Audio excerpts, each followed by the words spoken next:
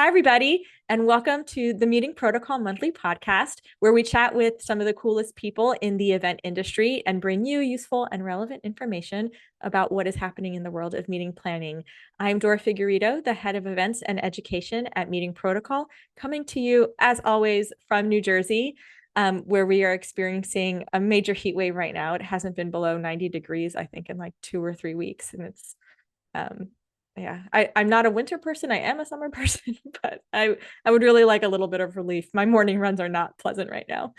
Um, so over the last few months, I've been talking to great folks in the events industry, but who have expertise and do work that is quite different from my own experience. So such as if you are a follower of this podcast, I spoke with Teresa Gatomer from Hey Red Speaking Agency. I spoke with these great ladies who run an outdoor festival and night market. The Lunar Chicks is what they kind of call themselves, and a couple field marketers.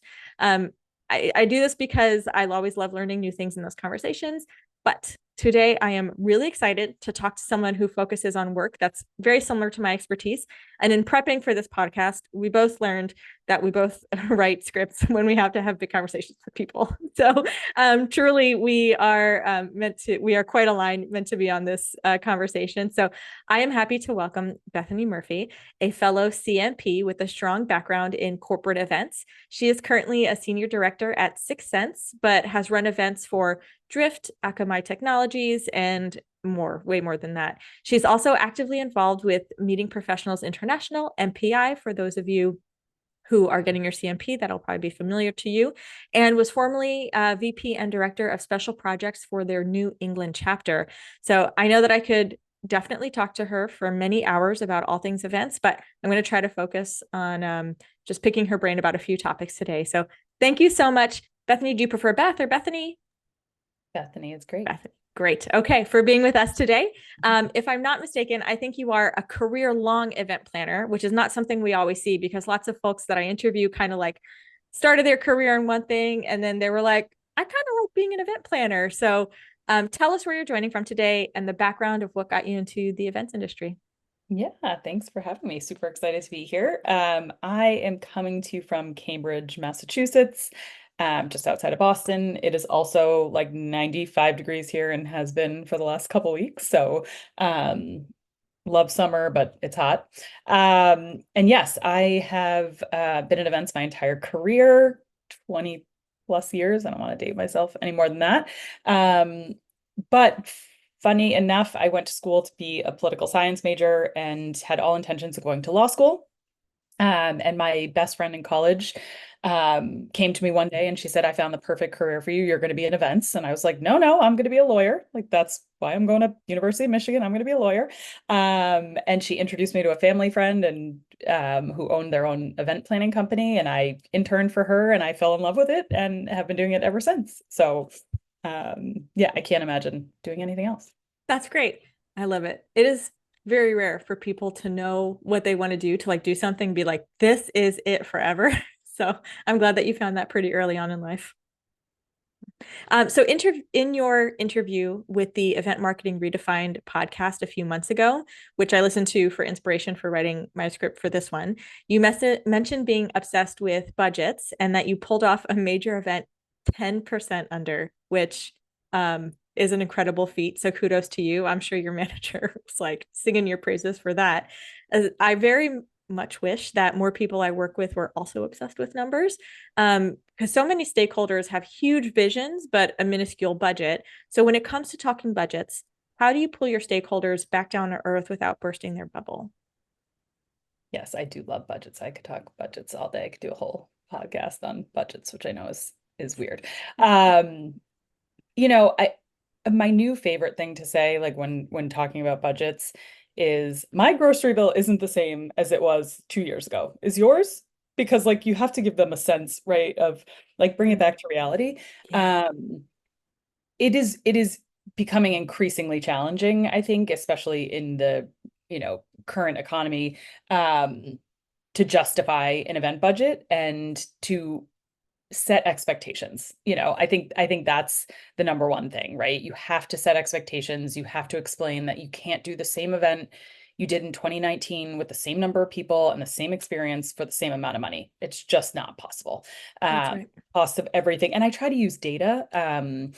I don't know if you all know Michael Dominguez, but he's amazing. He's the president at Alhi now, but he was with MGM. He's a huge industry guru, and I could listen to him talk all day. But he showed a slide maybe like a year or so that was like a cheeseburger, and it showed every component of the cheeseburger, like the bun. The price of the bun has gone up 20%. The price of the meat has gone up 30%, right? Like, and so using data like that, like I've pulled out that slide before, and I've been like, here, like look at this, you know.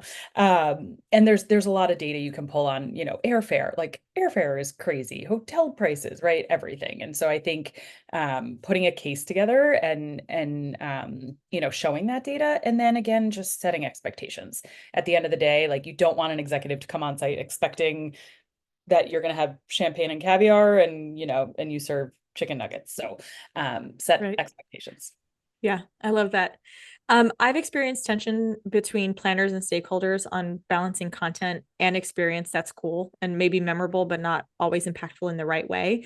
And I don't want people to leave an event thinking like that was a cool drone show, but I can't believe I paid $1,000 for this, right? Like this is also an ever present, an evergreen conversation in my current job where we ask part of my budgeting requirement is figuring out what is the cost per delegate per day and for the however long we're together, right? So that number of times, however many days. And people will say like, well, or my manager once asked me like, well, what are we putting in the gift bag? We need to put this and this and this in the delegate gift bag. And I'm like, but we don't, and everybody on the team was like, but it sounds like a cool gift. And I'm like, yeah, but this isn't like the Oscars or something. If your delegates open a gift bag and they're like, I spent $1,000 to be with you guys and you give me this gift that's like worth so much, I'd rather have a better experience or a better something else. Like I don't think, so this is like a conversation that we have a lot, and that I've had a lot throughout my whole career. So what kind of internal negotiation do you have to navigate to balance those two things, like really great experience versus like what people are paying? Because I assume that your events, people pay to attend them. Is that right? Yes, most of our events people are paying for. To your point, it's a delicate balance. I think, for me at Six Sense, like we host events for marketers, and like that's really hard, right? I feel like the expectation when you come to like Yeah. a B2B conference for marketers like really high, right? And gifting over the top. And we've set expectations for many years that Six Sense does events like pretty high level. Um, I think again, as long as you're balancing the need for content and the experiences, right? Like at the end of the day, like content is king, as they say, right? Content is the main reason attendees go to an event. It's how they're able to justify getting their company to cover the cost of the event. So content certainly comes first, but I think it's always with a lens of the attendee experience. And I think as the budget owner, it's my responsibility to ensure we're staying within budget while maximizing the impact of cool experiences. Um, but it's tricky. It's tricky. And you just want to make sure attendees are walking away at the end of the day feeling like the content was valuable, because that's what's going to send them back. Although like the experiences are super cool and you want that, and the swag and all these other things, like that the content has to be top notch for sure. Yeah, that's right. Have you ever had an attendee give feedback in a survey or to you personally, anecdotally, like, oh, I wish you hadn't done this, or yeah, I mean, especially with marketers as your audience, as you said, they have a different bar than a lot of other attendees. What kind of experience do you have with feedback in that regard? I mean, I think you're never gonna please everybody, Right. right? And as like an OCD perfectionist, that's really hard for me. And so I do read all the attendee feedback and I sit there and I agonize over every single comment. But in 20 plus years, I've just learned that like some people are gonna complain and say, like, you shouldn't give away water bottles, you shouldn't give away that, right? Like you're just never gonna make everybody happy. But I think at the end of Yeah. the day, it's like if you're making the majority of attendees happy and you're staying within budget and you're delivering an amazing experience and they walk away feeling like they learned something and they're closer to your brand, then at the end of the day, that's a win. Yeah, that's true. This does make me think that I could probably do a whole podcast if I had sort of like a variety of people come on to talk about the craziest feedback they've ever gotten. Because That'd some of be the fun. things that you hear on those feedback surveys, you're like, really? Is that the thing? I'd register. Um, Say it again. I'd register for that. Great. Maybe next year. That could be a Yeah. 2025. I'll put it on the 2025 roster. How do you approach building a budget and a revenue plan? Budget management again is it's one of my favorite aspects of event planning. I might be the only event person in the world that says that. But I just get such satisfaction from tracking and managing and like reconciling. I think reconciling is like my favorite thing in the world when all the numbers line up and I can get my bills to match my budget. It's just super satisfying. But I Sounds like you think could be an accountant in another life too. right, I know. I like maybe I chose the wrong career. Um, a couple key things though. Number one, keep your budget up to date in real time. Like my budget is a living and breathing document. I'm in there daily, literally daily. I'm moving money around from one bucket to the other. I'm inputting estimates and actuals. It can't just be something you go into like once in a while because that's just not you're just not gonna stay up to date. Right. Um, have a buffer. I think this is like super key. Depending on the size of your budget and the size of the event, I try to keep 5 to 10% of my budget kind of in my back pocket for emergencies, overages, like bar consumption. You never know. My last evening event at Breakthrough, our user conference, last year, we had an epic, crazy party the last night, and that night we served over 7,000 drinks for 1,000 people. And let me just say, it's a good thing I had a buffer because I did not anticipate that many drinks in one evening. That's like a So new fear unlocked. I would never budget yeah, that. Wow. so lucky and I usually like I know this is a drinking crowd, but that was over and above my expectations. And I think number three, partner with finance throughout the process. Like I meet with finance biweekly, we review every single budget, we track like our invoices, is everything lining up, our expenses. Make sure you have a partner in finance and that you're being transparent with them throughout the process. How big is your finance team?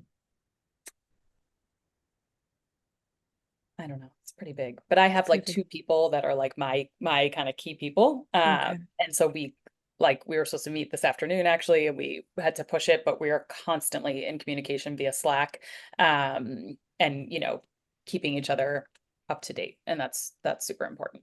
Okay, that's great. Was that always an expectation of your role when you came onto Six Sense, or are you just particularly diligent about numbers? Yeah, I don't think anyone in my role prior to me did this with this level of psycho-ness. Is that a word? And so I think finance is super happy. But at the end of the day, like I just feel like it's my responsibility. I have a pretty substantial budget. I spend a lot of money for the company. And so I feel like me and my team, like we need to be, and I'm crazy about it with their budgets too. Like every single thing needs to be inputted into the budget and needs to be tracked. And we have like links to, we save all our invoices so finance can have transparency. So I think it's my responsibility as the steward of the event budget Mhm. to be crazy about it So how often do you revisit your budget? every day. Every day. Depending on the event, depending on the event, right? Like our big user conference is in October. So that one's like a little far away. Like I still go in and I adjust sponsor revenue as I sell sponsorships and ticket revenue as our tickets are sold, just to make sure we're kind of tracking accordingly. And when we sign like any big contract, I put it in there, but like I have an event next week and that budget I've been in every day for the last month, just Mm. kind of moving stuff around and making sure that I'm tracking to budget. I would love to see your spreadsheet someday, actually. It's crazy, but I'm happy to share. Please share after this. How do you determine ticket prices?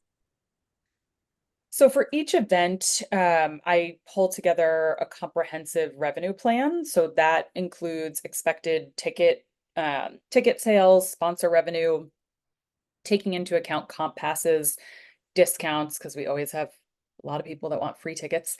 So I have to build that into the plan. And then I kind of take a high level cost estimate for the event. So all the big budget items, hotel, AV, food and beverage, kind of those big buckets, and build out an overall budget. And then again, kind of estimating sponsor revenue and based on actuals. And then the ticket revenue. How much ticket sales do I need? And how many tickets do I think I'm going to sell, and kind of back that out to get that ticket revenue number. And then we try really hard, despite inflation and everything costing a ridiculous amount, like we try really hard not to have drastic ticket increases year over year. But at the same time, like we have to cover our own costs. So even our sponsorship costs like went up slightly, I would say, year over year for our user conference. But like the build out of the sponsor booth cost me more this year than it did last year. The Right. transportation to get the booths there, right? And so I'm not trying to like put more money in my pocket, but I'm trying to figure out like how am I going to cover some of my own costs. Do you tend to have the same sponsors year over year? A lot of them, yes. And some of them did ask. And I was like, look, like again, my grocery bill isn't the same as it was last year as yours. Bring it back to reality. And again, I think it's like, okay, I'm not trying, this is not me trying to put more money in 6 Sense's pocket. It's me trying to cover our costs and do the due diligence there. But it's Yeah. a balance. And years ago, like before I started at 6 Sense, we charged for our user conference, but we included hotel in the ticket price, which is like really unheard of. So it was like $1,250, but included 3 nights of hotel. And those 3 nights of hotel exceeded the $1,250. So I was Yeah, like, that's a this is steal. not working for me. Like I gotta make some money again, like just to cover costs. Um, so it's a fun game. Yeah. I have sort of a side question about this for you. So I know at a lot of organizations, traveling to conferences is kind of seen as a reward for employees who don't normally get to travel or like whose scope of work doesn't include these things. Do you also budget for like do you allow people who are not part of your team or part of the marketing team, whatever, to come to these conferences? Is there a little bit of a do you have to, I guess, budget for these sort of unexpected, like, hey, this person from this team really wants to come and we're going to send him because we think it'll be a good experience for him? Yes, we send a lot of internal people to a lot. I think our user conference this year will probably send close to 200 Wow. internal people, which is a lot. But the idea is that we have sales and customer success people that are covering their own accounts, right? So if a customer success manager has 5 or more accounts, we'll allow them to come on site and meet with their customers. And then we have like all of our internal speakers, our experts, our the people staffing our demo booths, right? It's our executive team. Um, but the really good thing is their T&E does not come out of my budget. It comes out of their own T&E. Great. So it's a battle that I've kind of stopped fighting, even though I'm like, I still have to feed them and pay for the evening events and pay for all this other, right? Like, it's not free to me Right. to send them. Um, but I've had to give up a little bit. And it is nice to have the coverage on site. I just think it's a balance of like, do they really need, again, like the company is still paying for it, right? So Yeah. is there really a need to have these people? And I think that's a thoughtful process of, looking at the attendee list and figuring out who really does need to be there versus who just wants to come because they want to have fun in Vegas for a couple days. Got it. Makes sense. Um, you touched a little bit on raising ticket prices in your earlier response. So how do you handle these difficult communications about raising your ticket prices? I think the hardest the hardest part of the transition when we went from including hotel in the ticket price to not, and we didn't change the ticket price, we just stopped including hotel, was like the internal messaging, right? Because these are sales and CS, they're the folks having these conversations with the customers and prospects. It's not me. But I think after I kind of explained it, they were like, "Yeah, that makes sense." Again, like we're not trying to we don't make money from this conference. We just need to offset some of our costs. And if you look at like I did a whole um research project and looked at all these other like tech events, and none were including hotel, and our ticket prices were still lower than a lot of the other ticket prices for what we were giving people. So again, I think goes back to that, like have data. I think I put together a Mhm. slide at one point that was like, all these conferences cost this much, and this is what, you know, like here, look at this, right? Our conference is still really reasonably priced. And it was hard the first year. I mean, we did grow the event 50% year over year attendance wise. Wow. And so people want to come and they're gonna pay. And like, this isn't, they're not paying out of their own pockets for the most part. Companies are paying. And again, that's not to say we should gouge them at all. But again, kind of keeping the ticket prices relatively consistent year over year with like a little bit of an increase to cover food and beverage. Um, I think it's justifiable given the market. Yeah, I agree. I love that analogy that you said in the beginning of this of do your groceries cost the same as they did last year? I hope you don't mind. I'm definitely going to steal that. Go for it. I say it all the time. I want to talk to you a little bit about sponsorships. Um, so how do you approach selling them? There's a lot of like nurturing um current sponsors and wooing potential sponsors. So I'd love to just hear about your approach. Yeah, so this is my first job that I've been responsible for selling sponsorships. So that's been a learning curve, I think, for me. And I have a quota higher than any sales rep in this entire company, on top of my full-time job of running all of our events. You need So a that raise. is right. I say that all the time. Like, can I get commission on this? Like, come on. Um, it's hard. I mean, I think I'm lucky in that Six Sense has an amazing ecosystem. And so we have a lot of partners that come back year over year and that really are invested in their relationship with Six Sense. So that's super helpful. I think I've worked really hard to streamline the process. So at the beginning of the year, in early January, we launch a full year prospectus. And then we offer multi-event discounts. So we get a lot of sponsors saying, oh, I want to sponsor your activation at Forrester Summit. I want to sponsor Breakthrough, your user conference, and maybe I'll do a reception with you at Inbound, right? So we try really hard to have everything packaged up. Sometimes we add a smaller event here or there, but like generally at the beginning of the year, we launch a full year prospectus, and that's been super successful because again, companies are able to say, okay, this is the full year of offerings, and we'll get like a 10 to 15% discount if we sign up for more than one. So that's been super helpful. Um,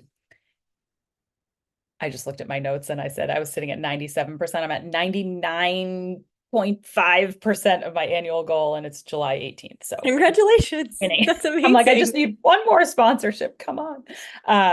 So, I think we also try really hard to be thoughtful about what we're offering and allow our sponsors to get the most value possible, right? It has to be valuable or they're not going to spend the money. And I think we've proven year over year that like we're getting the right people to our events. We are activating in a way that like sponsors want to be associated with. And so it's great. I think I have 4 emails in my inbox from today with people wanting to sponsor Breakthrough. So I'm like winning, get that 100%.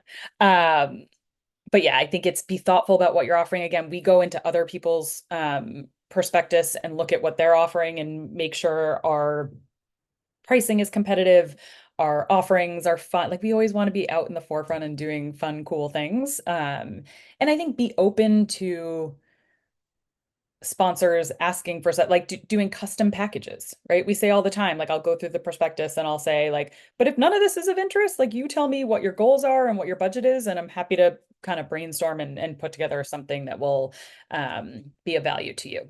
So I think that's a good way to approach it as well. That's great. Did you do sponsorships before you came to this job? Never. Never. Sounds like you're a pro now. I've learned a lot over the last 2 years. Maybe we need a sponsorship We podcast do. episode together. Yeah. No, yeah, I actually really like it. I get to talk to like a ton of different people, and it is definitely time consuming. But at the end of the day, like it's helping me selfishly because it's helping me offset, my event budgets and create even more amazing attendee experiences, which is the Right. goal. Right. I feel like we can count off all of the different jobs you have. So you're an event planner and you're an accountant and you're a salesperson. And I'm let's also see a how lawyer. I'm many. also still a lawyer in my spare time. And, Not really, but I do a lot of contracts. Contracts, another one of my favorite things. okay. All right. I wonder how many we'll add before we get to the end of this episode. um, so what happens when your targets fall short? Has this ever happened to you? Yes, although I'd like to say that it's never happened. I think failure gives us the opportunity to evaluate what we did, what worked, what didn't do, what didn't work, and adjust accordingly.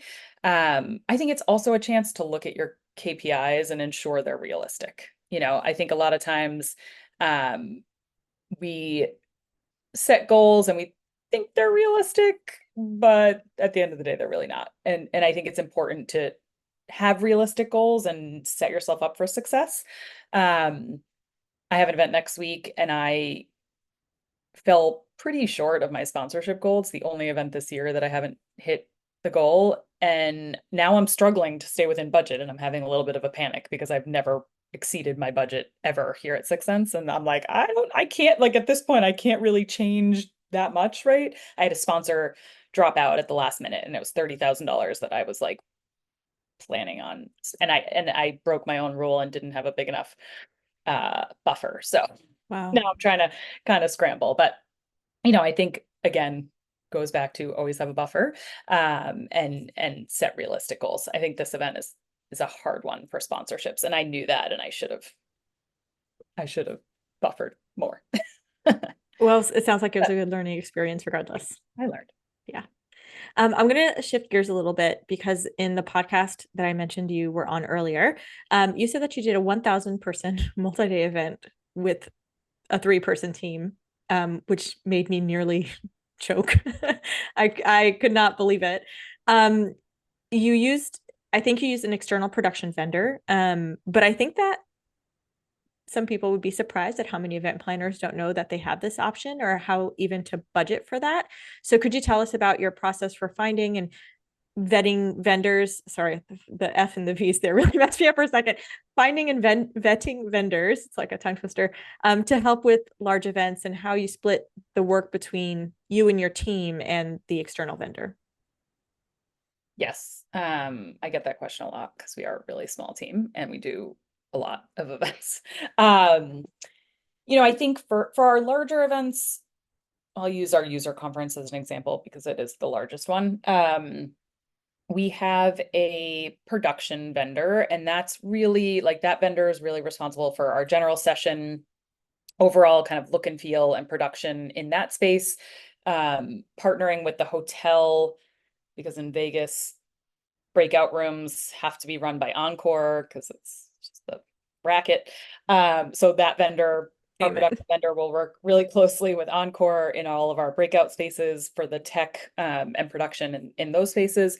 They will also manage our sponsor booths. So they have a bunch of turnkey properties that we will rent during our event and they will manage those and some smaller activations potentially as well. I'm really trying to get a pickleball court at my user conference in wish me luck.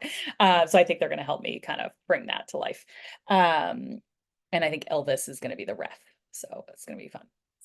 I'm going to crash this party. It sounds so cool. And then we have another agency vendor that we partner with that really helps from like a decor, look and feel, creative perspective, like our evening events, helping us kind of bring our themes to life. So we're really big on theming our parties. Our Vegas party is going to be like a 90s fun, like back to basics situation with a lot of neon and cool activations. And so they're going to help us bring that to life. And so I think you really need to just look at, what are the resources that you have internally? What is the bandwidth of your team, right? And like, what does your team excel at? Like my team is amazing at the logistics and like the nitty gritty, right? And we manage all of the hotel. We manage all of our attendees, our registration, our mobile app. We do a lot internally, but kind of figure out what are your strong suits internally and like what can you leverage an external vendor for. It's not inexpensive, I will say, to outsource, right? And so we think very carefully for each event. And since I've started, I would say I've taken like my team has taken on more and more and like done less and less with external vendors. I mean, production aside, none of us are, production gurus. So Mhm. um, that's something that like really will continue to sit externally. But I think as I build this team internally and hire different people with different strong suits, we continue to kind of figure out how to allocate responsibilities between us and our external partners. Sounds great. I got to say, by the way, you might notice me like sort of looking for those of you who are watching this on YouTube rather than listening on Spotify. You also might notice that I'm like kind of looking to the side is because I'm taking so many notes right now. You have so many great ideas, and I want to steal them and condense them for myself because I think it'll be really great. I am a one person team where I work right now. It's literally just me on events. And so I can't say I'm going to take this back to my team, but I work on the marketing team, and I do think some of these insights are really great to bring back to the wider marketing team. So, thank you. This is an excellent episode. I'm learning so much. Thank you. Yeah. Okay, so something that I hear from other event planners quite a bit is they don't feel like their strategic recommendations are taken seriously by stakeholders. Um, Sometimes, I mean, this happens at all levels. I also feel like personally, sometimes people think, well, I planned a party once, so I know what it's like to do logistics, and so they don't always take you seriously because they like think they fully, really deeply understand your work when they don't. So what advice do you give to planners who aren't taken seriously? Because it sounds like you are an extraordinary resource at your organization. I mean, I think a couple might have been a couple years ago now. Goldcast is a platform that we use for our virtual events. Shout out to Goldcast. Their team is great. They gave me a t-shirt and it said event planner, and the planner was crossed out and it said marketer underneath. And I think there's been a movement in the last couple of years. Like we used to, it's like I think my grandfather for years thought I was like a party planner. I'm like, I'm not a party planner. I actually do add value to my organization. I think. Yeah. But we have to be strategic and we really have to be those like event marketers, right? And think about how our events, because they do cost a lot of money, right? How are we driving ROI and impact to the business? And I think using data like really helps there. And so as much data, it doesn't really matter the conversation that you're having, use data. It's very difficult to argue, I think, with numbers. And so just be really thoughtful when you're putting a case together, you want to do XYZ, use historical data, talk to other fellow planners, like what are you do, what have you been doing? And try to kind of build a thoughtful case for what you're trying to accomplish. I love that. It's so simple. A thoughtful case for what you're trying to accomplish. It's like when I hear you say it out loud, I'm like, duh, of course. I mean, Um, easier said than done. Let's be yeah, honest. I suppose so. But that is a good way to help people focus when they have to make those arguments.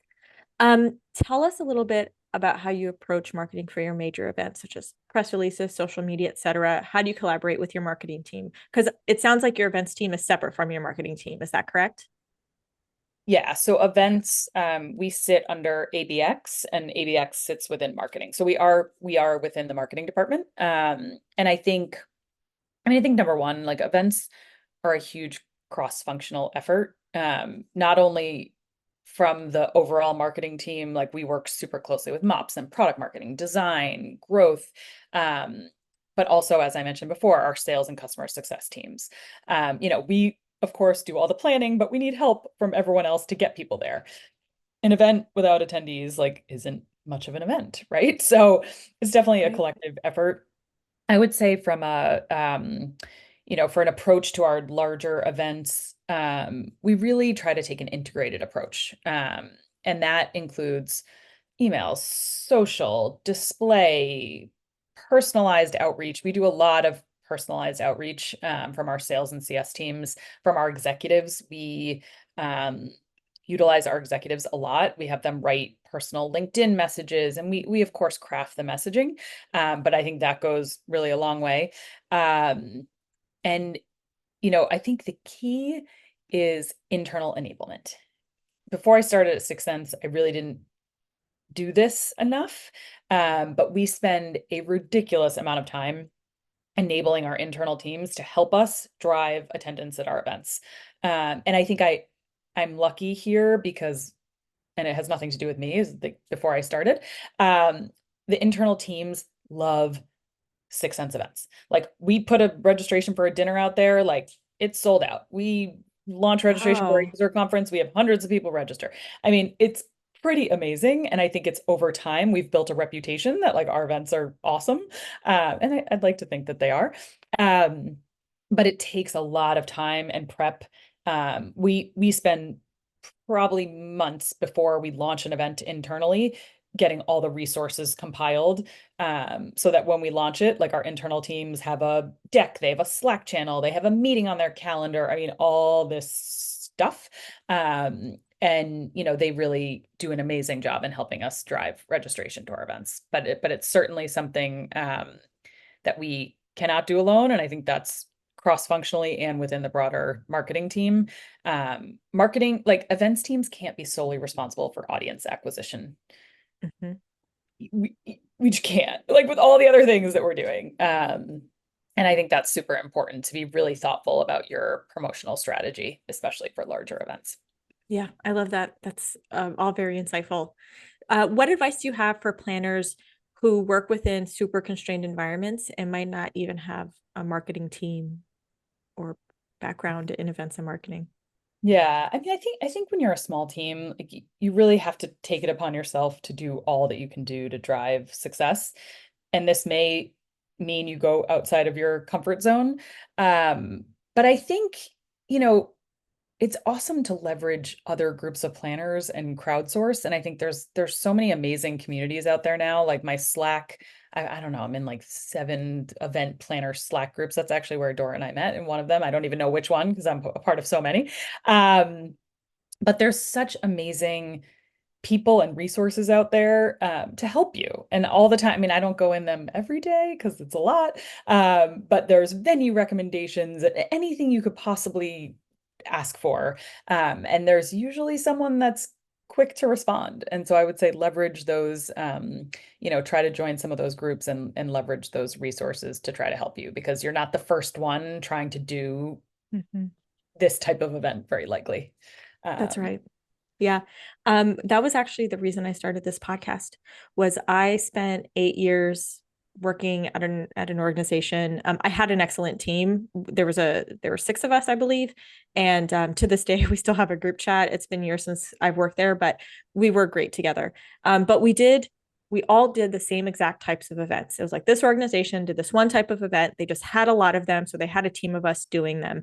And we were a great resource for each other. But as people started leaving the team and it was time for me to move on, I was like, I haven't ever talked to anybody else about events except these 5 people. I don't even know what else is out there. And so that was the reason I ultimately I was like, I want to learn about all of the cool things that people do because this industry is so much more than just like straight logistics or what I was doing at the time, like nonprofit sort of professional development conferences. And so, um, yes, all this to say, definitely leverage your network. If you're the type of person who doesn't know how to network or feels nervous about reaching out, like event planners love to share their best practices and their horror stories and their funny stories. And I think that this, like starting this podcast and being the Vendry circles, Slack is where you and I met. Honestly, being part of that community has been the best professional development I could get, especially like other people in that Slack group like ask questions like, where can I find blah blah blah in Nashville? And I'm like, ooh, like I don't even live in Nashville. I don't plan events in Nashville. but I'm like, I'm going to save that little nugget for later. Like there's so many interesting things that people are doing. People ask questions in that Slack group of like, I didn't even know that people did that, you know? Totally. And like, I think a lot of people struggle with in-person networking. It's hard. You go to an event and you're like, "Ooh, I don't want to talk to people." Right. But it's easy on Slack. You could throw anything out on Slack. Yeah. Someone will answer. Yeah. And if they don't, join another community and ask there. It's a Right. lot. If Right. you want recommendations, shoot me a note. I got lots. So meeting protocol's reason for being is to help people prep for their CMP exam. And this podcast is just like a fun extra thing that I like to do. So you are a CMP. We actually don't have that many CMPs on this podcast. So I want to talk about this a little bit. So at what point in your career did you get that? When did you last recertify? Are you planning to continue? And if you have any advice for other event professionals who are considering a CMP. Yes, I had to go like log into I had no idea when I got it or anything, so I had to go look it up. It was 12 years ago this month, actually, that I got my CMP. Nice. I just recertified maybe a year or two ago, so I think I'm good through January of 2028. I was about 10 years into my career when I got my CMP. I had a goal of getting it by the time I was 30. I think I missed that by a couple years, but I was close. I think I then got engaged and married. Like there was just too many things going on. But I am a huge advocate of the CMP. I think every person that has worked for me in the last 7 to 10 years, I have highly encouraged to pursue their CMP.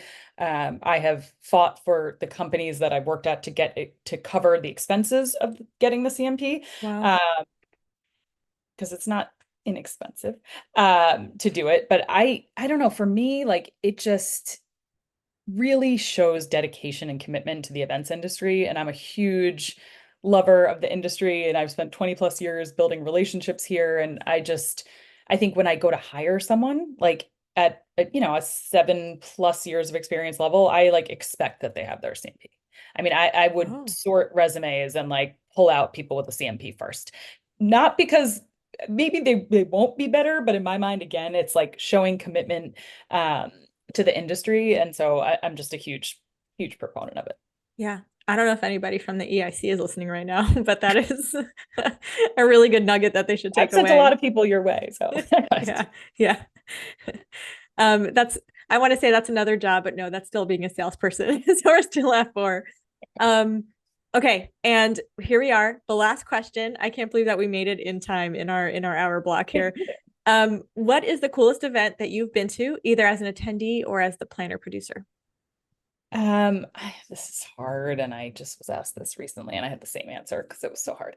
Um, I I think Dreamforce to me is just like one of those industry events that's just so cool. And I say that it was probably like pre-COVID the last time I went, and so I think it has changed over the years, but just seeing an event that massive that takes over the city and all the amazing activations and the entertainment and the build out of their expo hall. I mean, it's just the branding, everything about it is just super cool. It like makes me geek out from an event planner perspective. So I have to say Dreamforce. I haven't been for years though. I completely agree. I'm actually kind of surprised now that you're saying Dreamforce that no other guest on this podcast has said Dreamforce. So I that's how I met my husband. So the organization I used to work for that I just mentioned, we did a little side event where we sent people from partner organizations. They were all nonprofits. So we sent them all to Dreamforce. And I would plan like little side meetings for them. So it was like a mini conference within the giant Dreamforce conference. And my husband was one of those people who we sent. And Your normally, favorite has to be Dreamforce. yeah, it is. It is. This was back in 2017. And I one of the reasons I wanted to do I actually requested this conference because I wanted to go. So at my old job, we could request what we wanted to do for the year. We could rank, and I requested Dreamforce for that reason. I thought this conference is insane, and I want to learn and I want to see and experience it. And at that time, I don't know if they've done it since then, but at that time they allowed for volunteers.